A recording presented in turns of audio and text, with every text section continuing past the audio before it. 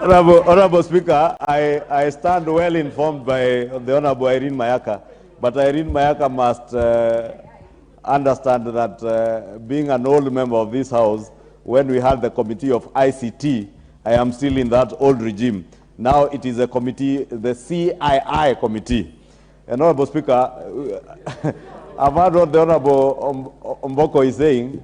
Probably one of the things we should be telling Kenyans, maybe with artificial intelligence, you never know. Maybe these people could at one point switch off their eyes, and you have to pay to see.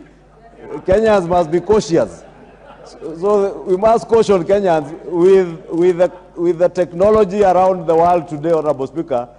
You never know. Maybe at one point, your eyes will be switched off from somewhere, and you have to pay to see or pay to read. And you never know, Honorable Speaker. So let's just caution Kenyans wherever we are, even our school children, as Mwalimu Honorable Mboko says.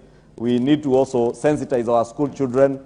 It's unfortunate, Honorable Speaker, that someone said there are mothers who are queuing with their babies strapped on their backs, and you never know whether they were capitalizing on you harvest your own iris and that of the child, Honorable Speaker. Thank you.